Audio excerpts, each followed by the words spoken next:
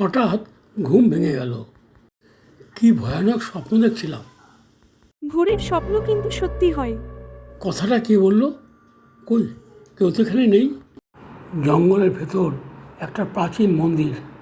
সন্ধ্যাবেলা যেতে হবে। স্বপ্নের নির্দেশ অনুযায়ী সন্ধ্যার সময় চলে এলাম সেই পুরনো মন্দিরে।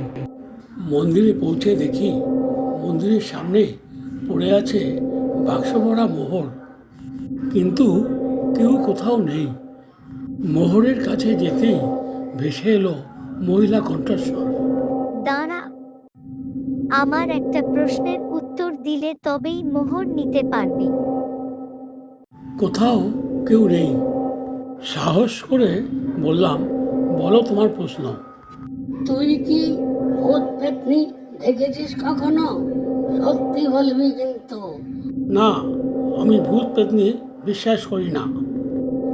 ও, তাই নাকি? তাহলে আমি কে? বল বল, আমি কে?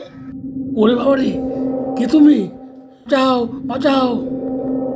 ওরে পালাসনি, পালাসনি, মোহর নিয়ে যা। হি হি হি। তাহলে কি আমি স্বপ্নের মধ্যেই স্বপ্ন দেখছিলাম?